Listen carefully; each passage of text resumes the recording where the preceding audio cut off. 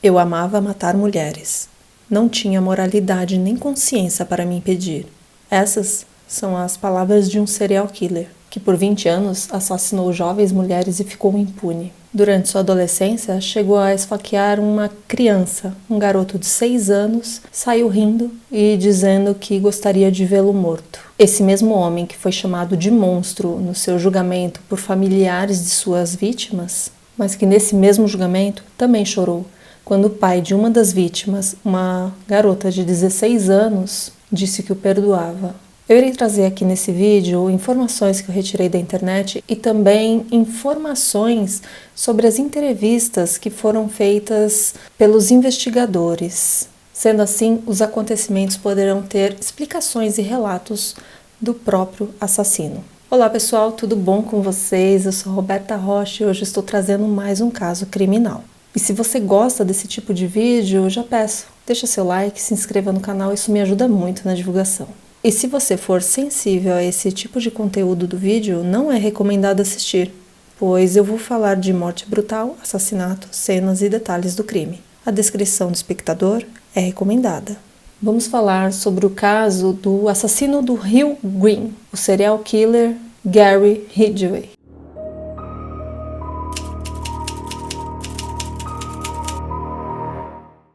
Gary Ridgway, ele nasceu em 18 de fevereiro de 49 nos Estados Unidos. Ele é o segundo filho dos 3 filhos do casal, Mary e Thomas. A sua vida com a família era um tanto quanto conturbada. Sua mãe ela era descrita como uma pessoa dominadora.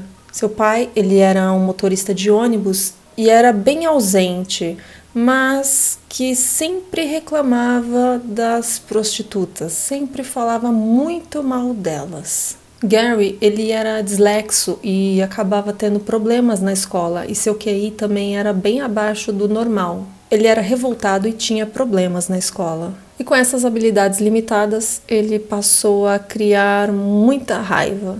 A sua mãe, ela tentava forçá-lo a melhorar na escola, só que de uma forma não tão correta, digamos assim, dizendo que ele era inútil e sempre gritando e brigando com ele. Mesmo assim, ele parecia ser o filho mais próximo da mãe, sempre parecendo precisar da aprovação dela, sendo muito dependente de sua mãe, tentando sempre provar à sua mãe que ele era digno da sua atenção. Todos os filhos pareciam que sempre estavam em constante ameaças pela mãe. Um vizinho da época da adolescência de Gary dizia que via o que acontecia por lá. Ele dizia que a maldade morava ao lado. Dizia também que ele ouvia palmadas e que sabia que alguém estava recebendo alguma punição, mas que não era somente palmadas, era literalmente uma surra. Gary ele tinha uma reputação de maltratar animais também, sempre testando e tentando descobrir como ele iria se safar. Fato esse que pode ter influenciado de alguma forma nas suas condutas adultas. Gary, ele chegou a urinar na cama até seus 13, 14 anos e sempre a mãe brigava, gritava, batia nele, fazendo-o passar nu do quarto para o banheiro e ela também o lavava com uma toalhinha. Seu corpo todo, ela dava banho nele após esses incidentes e também lavava suas genitálias. Lembrando, ele tinha por volta dos seus 13, 14 anos. Ele já era um adolescente, um pré-adolescente. A mãe, ela tinha o costume de tomar sol, se bronzear no quintal. E para Gary, a sua mãe havia passado de fato ser mãe para se tornar um objeto sexual para ele. Gary, ele tinha vontade de tocar sua mãe, tinha vontade de ter relações com ela. E ao mesmo tempo que ele tinha esses sentimentos conflitantes de atração sexual, raiva, ele sentia muita vontade de matá-la. Ele conta que ele tinha vontade de cortá-la, cortar seu corpo, pois era algo que ela amava muito. E ele tinha vontade de tirar a sua beleza. Um acontecimento que já apontava fortemente o tipo de adulto que ele se tornaria. Assassino, violento e covarde. foi quando ele tinha por volta dos seus 14 a 15 anos e ele esfaqueou um garoto de 6 anos de idade. Felizmente o menino sobreviveu, mas a maldade foi fora do comum, né? Gary, ele levou o garoto até a floresta e apunhalou a faca na sua costela, acertando seu fígado. Então, ele foi embora rindo do garoto e dizendo que queria que o garoto morresse. Quando ele foi questionado sobre qual motivo o levou a fazer isso, ele disse que só queria saber como era a sensação. E aos 19 anos, Gary ele se alista na Marinha dos Estados Unidos. E logo ele se casa com Claudia Craig, em agosto de 1970, pouco tempo antes de ser enviado para as Filipinas. Ele não chegou a ser enviado para o Vietnã, ele ficou em um navio de suprimentos.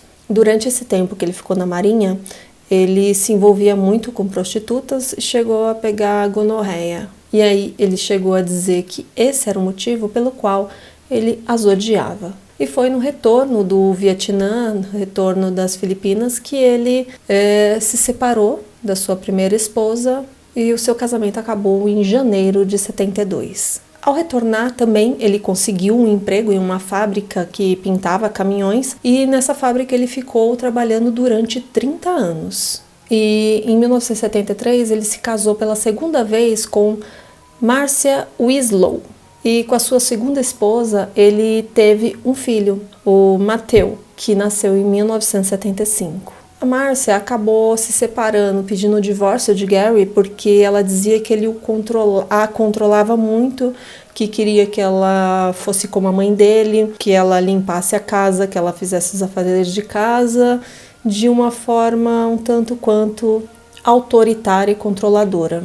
E Gary também chegou a estrangular quando seu filho tinha 2 anos de idade. Gary, ele não queria se divorciar da sua segunda esposa, ele queria manter a sua família, ele queria ter a sua família. Mas eles se divorciaram em maio de 81. Gary, ele menciona que provavelmente ele passou a ter vontade de fazer o que ele fazia com as suas vítimas após a sua separação com Marcia. Ele dizia que tinha muita mágoa dela, concentrando assim toda essa sua mágoa e raiva nas suas vítimas. Um colega de trabalho menciona que Gary, a princípio, à primeira vista, ele era uma pessoa normal, um cara legal. E ele conta que o Gary, ele era uma pessoa muito perfeccionista com seu trabalho. A sua primeira vítima, ela foi pega na Pacific Highway. Ele questionou se ela fazia programa e disse o que ele queria. Então, ela aceitou e logo entrou no carro de Gary. Gary não sabia nada sobre essa sua vítima. Para ele, ela só era uma prostituta. Depois de tirar a sua vida, Gary se lembra de ter pego a calça dela enrolada em seu pescoço e ter arrastado até o rio e jogado no rio. A primeira vítima ela foi encontrada em meados de julho de 82, com pouca roupa e a sua calça amarrada no pescoço. Ela era Wendy Caulfield, de 16 anos. Na autópsia, foi constatado que ela havia sido estrangulada e que o seu braço havia sido quebrado. Em uma das suas entrevistas, Gary informa que se lembra de ter escutado o braço dela estralar. A Wendy, ela tinha uma irmã, a Patsy. Após o divórcio de seus pais, a Wendy com 13 anos e a Patsy com 14, Wendy foi morar com a mãe e a Patsy ficou vivendo com o pai. A mãe não estava sabendo controlar a Wendy, ela não estava sabendo lidar com a Wendy, não conseguia controlá-la, impor limites, e então Wendy ela foi entregue ao conselho tutelar. A última vez que Patsy, a irmã, viu a Wendy, ela disse que foi numa manhã na qual Wendy estava na casa dela e do pai, e ela disse que iria embora. Só que a Patsy insistiu para que ela ficasse, pediu para ela ficar, que o pai a levava, né, até em casa de carro. Ela não quis, não aceitou e foi embora assim mesmo, sozinha. E depois desse dia, a sua irmã nunca mais a viu. E no dia 15 de julho de 1982, 2 adolescentes, Gayle e o Robert, eles estavam andando de bicicleta próximo ao Rio Green. E ao passarem sobre uma ponte, sobre esse rio, eles pararam para olhar o rio. Foi quando eles puderam ver alguma coisa que estava sendo empurrada pela correnteza de encontro ao poste da doca. O que mais chamou a atenção dos garotos foram os tênis brancos, que fizeram eles irem até o local para ver o que era aquilo, do que se tratava. Então eles foram andando até aquele objeto. A princípio, na visão deles, parecia que era uma bolsa. E assim que o Galen se abaixou para pegar aquela coisa que ele estava vendo na água, Robert mandou parar na hora. E foi quando eles perceberam do que se tratava. Era uma mulher, talvez com uma jaqueta enrolada na cabeça e com o seu cabelo em movimento, de acordo com a correnteza. Era a primeira vítima de Gary, mas a princípio era apenas uma vítima aleatória, um infeliz homicídio. Um mês depois, em agosto de 82, mais 4 corpos foram encontrados no rio. O segundo corpo era de Deborah Bonner, de 23 anos, encontrada no rio em 12 de agosto, descoberta por um funcionário do frigorífico. O corpo ele foi parar em um banco de areia do rio. O terceiro corpo era de Marcia Champman, de 31 anos, e o quarto corpo de Cynthia Hines, de 17 anos. Tanto o terceiro quanto o quarto corpo, ele estava submerso com pedras em cima dele, e também haviam pedras dentro das mulheres, inseridas por baixo. O quinto corpo era de Opal Mills, de 16 anos. Gary, ele diz que ao tentar afundar o corpo dessa moça, apareceu um pescador e ele precisou fugir, então ele largou o corpo dela lá, de qualquer jeito. Havia ficado claro, existia um assassino em série. As vítimas, em sua maioria, eram mulheres vulneráveis, tanto financeiramente como emocionalmente, como prostitutas ou jovens que fugiam de casa. Foi então que a imprensa deu o nome ao assassino de o assassino do Rio Green, pois suas 5 primeiras vítimas foram encontradas nesse rio. Gisele Lovone, de 17 anos, era a 6ª vítima. Ela tinha o costume de fugir de casa, até o dia em que ela saiu, dizendo que iria pegar 2 ou 3 clientes e que logo voltaria para casa. Mas esse dia não chegou. Gary, ele conta que enquanto eles caminhavam, enquanto eles estavam indo até o local para o ato, eles iam conversando, combinando valores, combinando o que ele gostaria que elas fizessem. Então, Gisele foi assassinada por Gary e em 25 de setembro de 82, ela também foi encontrada. Apesar das 6 mulheres encontradas, a lista estava se tornando grande, a lista de desaparecidas. Gary, ele menciona como que ele passava tanta confiança a essas mulheres. Ele dizia que precisava estar sempre apresentável, com a barba bem feita,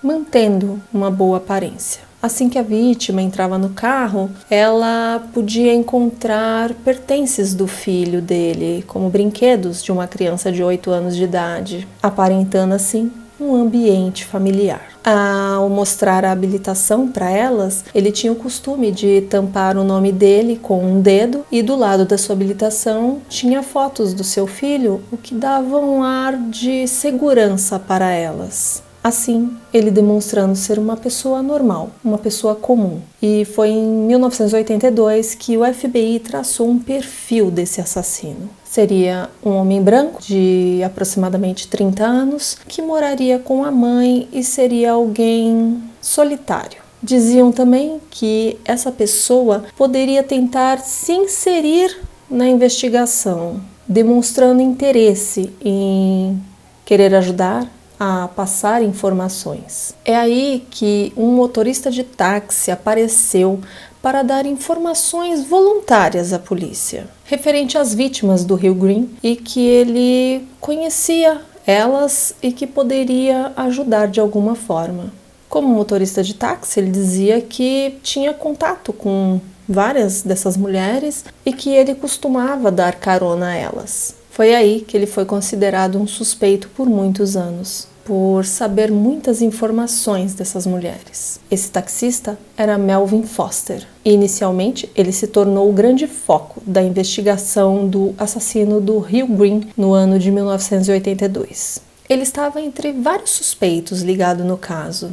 muitos desses suspeitos, desses homens, acabavam por serem retirados de suspeita, retirados da lista dos suspeitos, mas Foster sempre se mantinha lá. Mas nunca houve nenhuma evidência contra ele. Só que desde o primeiro dia do contato de Foster com a FBI, eles não o descartaram como suspeito. Foster, ele combinava com o perfil psicológico do assassino de acordo com o FBI. E por esse motivo, ele ficou em vigilância durante 3 meses, durante as 24 horas do seu dia. Só que nesse período, mais 4 mulheres desapareceram. Então, um grande período de tempo acabou sendo desperdiçado ao ficarem seguindo ele. E suas queixas eram cada vez mais indignadas sobre a violação dos seus direitos. E no final de 82, Foster ele chegou a ligar para um repórter para dizer que o FBI o estava assediando. E em janeiro de 83, Linda Huller,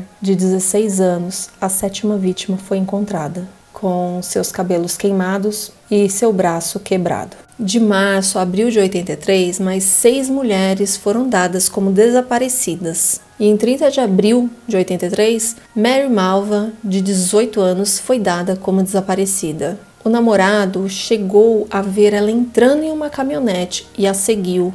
Mary, ela foi levada por Gary até a casa dele, mas Gary não notou que estava sendo seguido. Foi aí que o pai de Mary, ele foi atrás do namorado dela questionar sobre onde estava sua filha e ele disse o que ele havia visto, então os dois foram atrás dela. Quando chegaram próximo na casa do Gary, eles viram a caminhonete dele e então entraram em contato com a polícia. Um policial chegou a ser enviado à casa de Gary, só que ao chegar lá, esse policial era um conhecido de escola de Gary. E assim, Gary conseguiu convencer o policial que ele não tinha nada de envolvimento com essa tal de Mary. E ficou por isso mesmo. E ela só ficou sendo considerada como desaparecida. E essa informação do que havia acontecido não chegou nem de fato a ser informada à força-tarefa na época.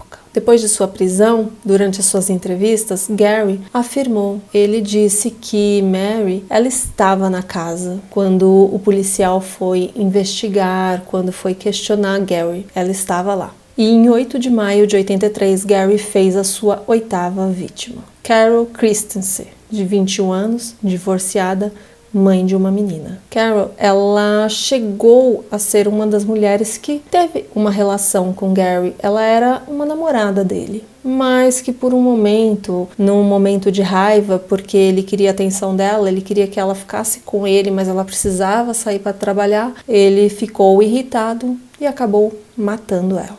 Então, ela chegou a ser encontrada deitada no chão com as mãos cruzadas e na sua mão continha linguiça, peixe, uma garrafa de vinho e um saco de papel em sua cabeça. E ela também foi estrangulada. Só que dessa vez, a vítima não se encaixava, não fazia sentido com o modus operandi do assassino do Rio Green. E então, durante suas entrevistas, quando Gary foi questionado por que ele havia feito aquilo com ela, ele simplesmente disse que para ele ela era apenas um lixo sendo descartado. Por isso ele fez aquilo com ela. Ela estava sendo considerada como um lixo. E em novembro de 83, Mary Meehan, de 18 anos, foi encontrada. Mas nesse caso, era algo que se tornara mais perturbador ainda, se é que se pode ter algo pior. Essa mulher, essa vítima, ela estava grávida de 8 meses.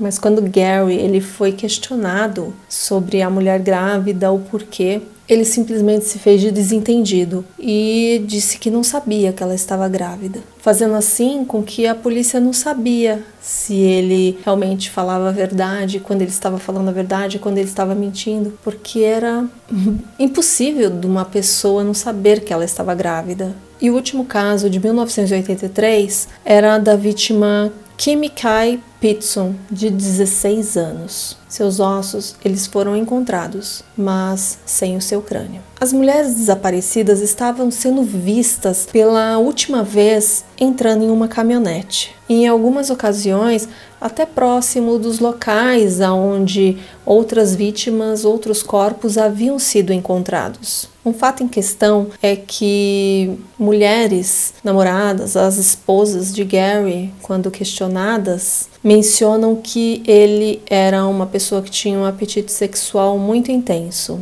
Com a sua esposa, ele também queria ter relações em floresta, locais públicos, locais totalmente inadequados. Suas vítimas eram todas mulheres, muitas adolescentes, mortas entre as décadas de 80 e 90, no estado de Washington. Em declaração ao tribunal, Gary em algum momento chegou a mencionar que, por ser tantas vítimas, ele havia até perdido a conta. A forma como ele assassinava suas vítimas era estranguladas com o braço e às vezes com a ajuda de um cinto. Após o envolvimento com a vítima durante a relação, Gary ele passava o seu braço pelo pescoço da vítima e com o outro braço ele puxava, estrangulando ela até a morte.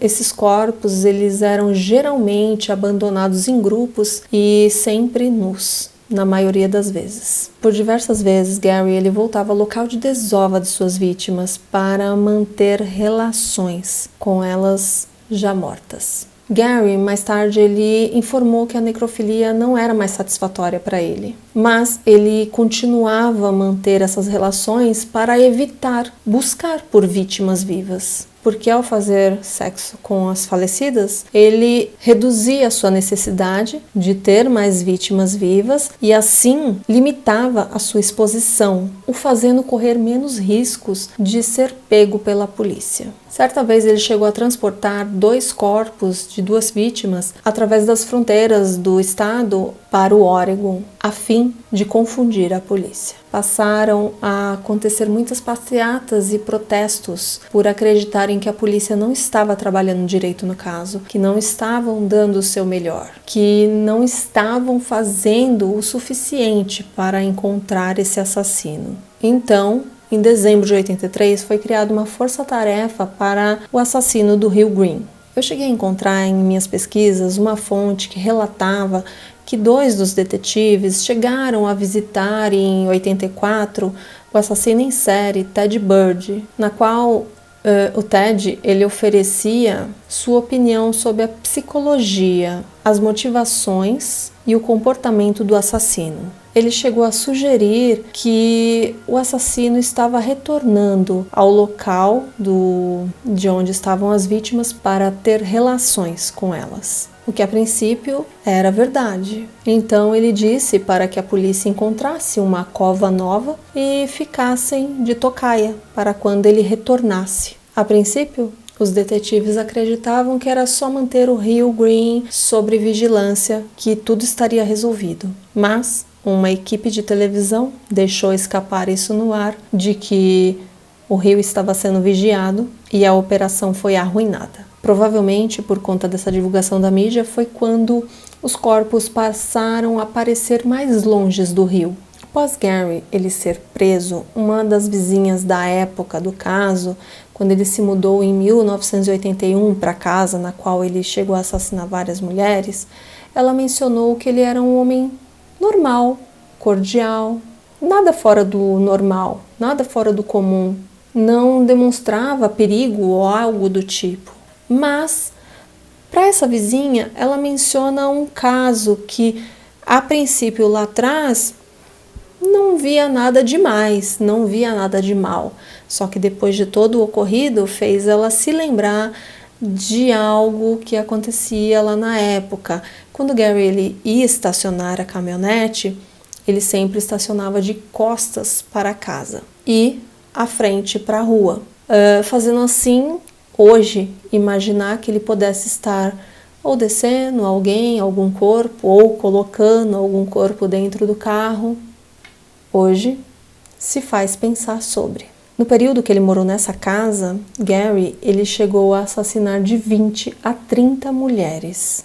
Então, os restos mortais continuavam a ser desenterrados, mas pouco podia ser feito, exceto revisar os volumosos arquivos e esperar que algum padrão ou pista surgisse. E até o final de 1984, 28 restos humanos foram encontrados e 16 mulheres ainda estavam desaparecidas. No início de 85, já faziam 2 anos e meio que a investigação estava em andamento. E nesse ano de 1985, parecia que o assassino havia parado, que o caso havia cessado, existindo até a teoria de que o assassino pudesse ter sido preso, pudesse ter morrido. Mas isso aconteceu porque, em fevereiro de 85, Gary, com seus 36 anos de idade, conheceu Judith Malson, de 41 anos, sua futura esposa, que em 1988 iriam acabar se casando. É quando, em junho de 86, a polícia passa a buscar por uma caminhonete que era vista constantemente próxima ao Rio Green e lugares onde as mulheres haviam desaparecido e também encontradas mortas. E até essa data já haviam sido encontradas 36 corpos. Os ossos da vítima Kimberly Nelson, de 21 anos, foi localizado em 14 de junho de 1986. E a polícia localizou alguém que a viu pela última vez. Uma amiga a viu entrar em uma caminhonete com um homem. A mesma caminhonete que era descrita e denunciada constantemente. E mais uma testemunha, Rebecca Garden, outra garota de programa, apareceu com mais uma pista muito importante. Ela disse que havia conseguido escapar de alguém que tentou matá-la. Mas ela disse que ao ser estrangulada, ela conseguiu morder e acabou fugindo dessa pessoa. E a princípio, ela é a única vítima conhecida que conseguiu sair viva do assassino do Rio Green. Foi aí que ali eles conseguiram fazer um retrato falado desse suspeito. E foi com o retrato falado e fotos encontradas no arquivo que eles fizeram uma comparação. Fotos essas que foi de uma vez que Gary ele chegou a ser preso por aliciamento de prostitutas. Em 82, ele chegou a ser preso por tentar contratar os serviços de uma prostituta, que no final era uma policial disfarçada.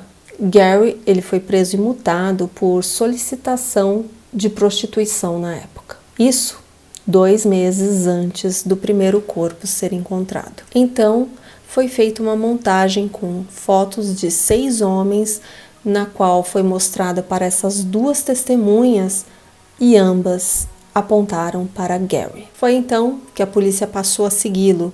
Ele se tornou um grande suspeito por lugares que ele passava, atitudes que ele tinha. A descrição batia com a aparência dele. Ele tinha um histórico de frequentar prostitutas. Os seus registros no trabalho mostravam que nas horas dos assassinatos ele não estava em trabalho, seja porque ele não estava de plantão ou porque ele havia ligado para informar que estava doente. E sua casa ela ficava perto de um cruzamento no qual 4 mulheres foram vistas pela última vez. E então, em abril de 87, executaram um mandato de busca nos carros de Gary em sua casa. Então, a polícia foi até a casa dele, o prenderam, também chegaram aí atrás de Judith em seu trabalho para interrogá-la. Tudo que a polícia procurou de provas que poderia ligá-lo a algum crime não foi encontrado. Infelizmente, na época, devido à falta do DNA, à existência do DNA, nada era possível de ser feito, porque nada havia sido encontrado. E por fim, ele foi liberado por falta de provas. Mas antes de ser liberado, Matt Haney, um detetive na época da Força Tarefa, coletou cabelos e saliva do Gary, mesmo sem saber se um dia aquilo iria ser feito algo. A maioria dos membros da Força Tarefa não acreditava que Gary era o assassino. Somente o investigador Matt Haney, somente ele acreditava que Gary era de fato o assassino. Mas ele não conseguia apoiar o seu palpite com evidências forenses. E isso o fez deixar a Força Tarefa em 1987. E foi em 88 que Judith e Gary eles se casaram no quintal de um dos vizinhos deles. Eles chegaram a ficar casados até 2002. Esse casamento ele foi logo depois que foi executado esse mandato contra o Gary, no qual Gary ele alegava para Judith que aquilo havia sido apenas um mal-entendido. Gary ele nunca tratou a Judith mal, muito pelo contrário, ele tratava ela muito bem. Ele chegou até a mencionar que havia parado de matar porque ele amava muito a Judith, porque ela o completava, ela fazia companhia a ele, ela se importava com ele. Mas isso era mentira, porque ele continuou matando. Menos, mas continuou. Judith, ela chegou a afirmar em uma entrevista em 2010 que quando ela se mudou para a casa de Gary, enquanto eles ainda estavam namorando, ela mencionou que não havia carpete, não havia tapetes na casa dele. E isso era um fato que um dos detetives chegaram a mencionar para ela, que provavelmente ele tivesse enrolado algum corpo em um desses tapetes. Na mesma entrevista, ela conta que por muitas vezes Gary ele saía de manhã para supostas horas extras na firma, na empresa que ele trabalhava. Mas ela disse que acredita que ele poderia estar saindo para cometer mais algum crime e mencionava que ia trabalhar. Ela alega que ela nunca desconfiou de Gary, nem quando a polícia chegou em 1987 e foi fazer aquela revista na casa deles e toda aquela coisa. Ela dizia que nem mesmo sabia da existência desse assassino do Rio Green, porque ela dizia que nem assistia noticiários de televisão. E foi em 1990 que a força-tarefa foi desativada e a investigação encerrada. E assim, por 14 anos, mais nada aconteceu. E por quase 20 anos, a polícia não conseguiu encontrar o assassino do Rio Green. Apesar de vários homens terem sido interrogados, investigados, inclusive o Gary, ninguém foi pego. O caso, ele chegou a esfriar por vários anos, mas a polícia menciona que ela nunca desistiu desse caso. Ela nunca desistiu de encontrar quem de fato era esse assassino. Mas foi aí que durante 14 anos esse caso ele ficou inativo. E foi no início do ano 2000 que, com os avanços da tecnologia forense, trouxe uma luz para o caso. As amostras de Gary, aquelas amostras de 1987 coletadas de Gary, forneceram as evidências para o seu mandato de prisão, pois também havia sido coletado DNA das vítimas. O DNA ele ficou preservado no corpo da vítima devido às pedras que haviam sido inseridas na vítima antes de ser colocadas na água. Também foi coletado o DNA da Carol, a namorada dele na época, a moça que estava com as linguiças e o peixe. Lembra? Então, em 30 de novembro de 2001, em uma sexta-feira, ao sair da fábrica de caminhões no qual Gary ele trabalhava como pintor,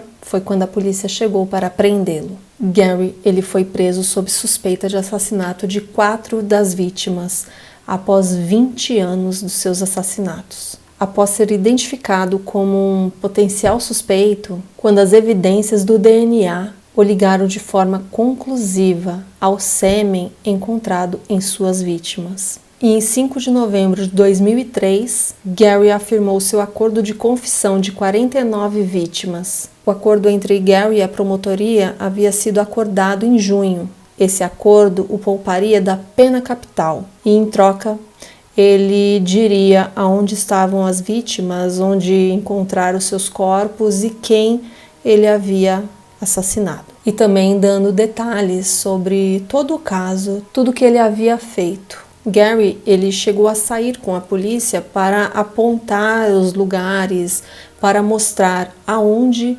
encontrar as vítimas. Os detetives contam que ele era sempre muito educado, cordial, cumprimentava, falava educadamente com todos. E é aí que nos faz compreender como que ele conseguia manipular e trazer tantas vítimas para perto dele, querendo também se passar por bonzinho, talvez, para os detetives, ou ser o jeito dele mesmo, não sei. A gente não sabe o que se passa na cabeça de uma pessoa dessa, mas quem vê cara, não vê coração. Mary Malva, a vítima de 18 anos, aquela na qual o namorado e o pai chegou a ir atrás dela na casa do Gary, chegou a procurar a polícia. Ela também foi encontrada. E nesse período, até ela ser encontrada, a família comemorava o aniversário dela todos os anos com um bolo de aniversário. O procurador-chefe, ele chegou a explicar o porquê do acordo que foi feito com o Gary. Então ele disse o seguinte: poderíamos ter avançado com 7 contagens, mas isso é tudo que poderíamos esperar resolver. Ao final daquele julgamento, qualquer que fosse o resultado, haveria dúvidas persistentes sobre o restante desses crimes. Esse acordo foi o caminho para a verdade, e no final, a busca pela verdade ainda é o motivo de termos um sistema de justiça criminal. Gary, ele não merece nossa misericórdia, ele não merece viver. A misericórdia fornecida pela solução de hoje é dirigida não a Gary, mas às famílias que sofreram tanto. E em 18 de dezembro de 2003, o juiz Jude Richard Jones condenou Gary a 49 sentenças de prisão perpétua, sem possibilidade de condicional, a ser cumprida consecutivamente. Durante o julgamento, pessoas da família das vítimas puderam dizer algumas palavras a Gary. A sua maioria o ofendeu, o xingou, o desejou mal, chamou de monstro e tudo mais que realmente ele é e que ele merece ouvir. Mas foi quando o pai de Linda Huller, de 16 anos, aquela garota que ele quebrou o braço, queimou os cabelos, porque ele achava bonito, o pai dessa garota de 16 anos fez Gary chorar ao dizer que o perdoava. Olha, tem que ser muito evoluído para isso. E esse senhor com certeza é. Ele também foi condenado a mais 10 anos por adulteração de evidência para cada uma das 49 vítimas, adicionando 490 anos de prisão às suas 49 sentenças de prisão perpétua. E em 16 de agosto daquele mesmo ano, os restos mortais de uma menina de 16 anos foram encontrados a 12 metros da rodovia estadual 410, que foi identificada sendo de Pammy Avant, que anteriormente acreditava-se mesmo que era uma vítima do assassino do Rio Green. Os restos de April Buttram foram também encontrados em setembro de 2003. E em 23 de novembro de 2005, a imprensa associada relatou que um caminhante de fim de semana encontrou o crânio de uma das mulheres que Gary havia afirmado ter assassinado. O crânio de outra vítima, Tracy Winston, que tinha 19 anos quando desapareceu, em setembro de 83, também foi encontrado. Gary, ele chegou a confessar a maior quantidade de assassinatos que qualquer outro serial killer havia confessado até a época. E durante 5 meses, ele passou por entrevistas com detetives, o promotor. E em 9 de fevereiro de 2004, os promotores começaram a divulgar essas entrevistas. E em uma das entrevistas gravadas, inicialmente ele dizia que era responsável por 65 mortes. Mas já em outra entrevista, em dezembro de 2003, ele alegou que havia cometido 71 assassinatos. E também confessou que havia tido relação com todas as suas vítimas antes de assassiná-la. Fato esse que ele só mencionou depois da sua condenação. Em uma das suas confissões, ele disse que ele optava pelas prostitutas uma vez que elas eram um alvo fácil e também porque ele as odiava. Chegou uma hora que Gary ele mencionava que assassinar mulheres jovens era sua carreira. Gary ele foi aprisionado na penitenciária de Washington, em Walla Walla, em janeiro de 2004. Mas em 14 de maio de 2015, ele foi transferido para um presídio de segurança máxima no Colorado. Mas em setembro de 2015, após o clamor público e discussões com o governador, o secretário penitenciário anunciou que Gary seria transferido de volta para Washington para ficar facilmente acessível para as investigações abertas do caso. Então Gary, ele retornou para a penitenciária de Washington de Walla Walla em 24 de outubro de 2015. E hoje Gary, ele está na mesma penitenciária com 74 anos de idade, cumprindo as suas 49 penas de prisão perpétua. Então, o que você achou desse caso? Soube de algum detalhe que não havia conhecido até hoje? Ou tem algo que gostaria de acrescentar? Deixa nos comentários. Se você chegou até aqui e gostou do vídeo, eu peço que deixe o seu like e se inscreva no canal. Muito obrigada e até a próxima. Tchau!